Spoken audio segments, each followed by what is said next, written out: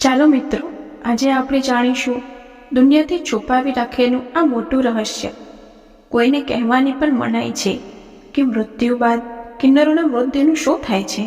મિત્રો, આપણે બધા જ જાણીએ છીએ કે આપણા હિન્દુ ધર્મમાં કોઈનું મૃત્યુ થાય તો તેને અંતિમ દિવસના દિવસે જ કાઢવામાં આવે છે. આપણા સનાતન ધર્મ અનુસાર આ એક ખૂબ જ મહત્વપૂર્ણ નિયમ માનવામાં આવે છે. અંતિમ સંસ્કારની વાત કરવામાં આવે તો દરેક સમુદાય અનુસાર અલગ અલગ વિધિ હોય છે, પરંતુ આજે આપણે કિન્નર સમાજની અંતિમ યાત્રા અને તેના મૃત્યુ વિશેના અમુક રહસ્યો વિશે જાણીએ, જેના વિશે લગભગ લોકો અજાણ હોય છે. લગભગ બધા જ લોકો જાણે છે કે કિન્નર સમાજ હિન્દુ ધર્મને જ માને છે, પરંતુ કોઈ કિન્નરનું અવસાન થાય અને તેના અંતિમ સંસ્કારની વાત કરવામાં આવે તો તેઓ રાત્રિના સમયે અંતિમ સંસ્કાર કરે છે. કિન્નર સમાજ સામાન્ય લોકોની નજરથી તેમની અંતિમ સંસ્કારની વિધિને દૂર રાખે છે. કોઈ સામાન્ય વ્યક્તિની નજર તેમની અંતિમ વિધિ પર ન પડે એ કારણોસર કિન્નરો તેની અંતિમ યાત્રા રાત્રિના સમયે જ કાઢે છે.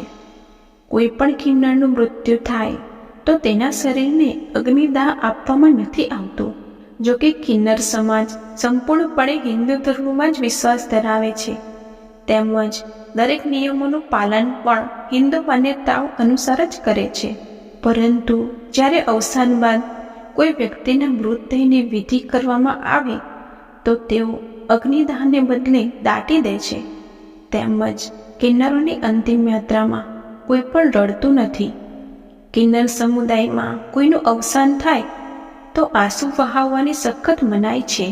એવું એટલા માટે માનવામાં આવે છે કારણ કે કિન્નરો એવું માને છે કે કિન્નરનો જન્મ પાપીને મળે છે અને કિન્નરોનું મૃત્યુ થાય એટલે તેઓ એવું માને છે કે નરક જેવી દુનિયામાંથી તેમને મુક્તિ મળી અને તેની ઉજવણી કરવામાં આવે છે. આ કારણે જ કોઈ કિન્નર મૃત્યુ પામે તો કોઈ રડતું નથી. એ વાત તો આપણે બધા જ જાણીએ છીએ કે કિન્નર સમાજ બીજા લોકોને સુખ અને પ્રગતિ માટે આશીર્વાદ આપે છે, પરંતુ પોતાને માટે આ લોકો તેના માટે માત્ર એક જ આશીર્વાદ માંગે છે. કિન્નરો ઈશ્વર પાસે માત્ર એટલી જ માંગણી કરે છે કે આવતા જન્મમાં ફરી અમને કિન્નર તરીકે જન્મ ન મળે.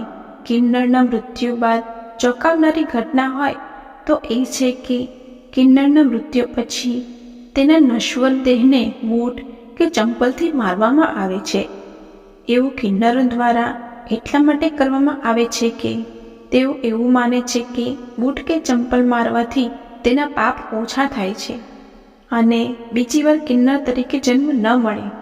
આવી જ અજાણી અને રહસ્યમય વાર્તાઓ સાંભળવા માટે અમારી ચેનલને લાઈક, શેર અને સબસ્ક્રાઈબ કરો. Thank you.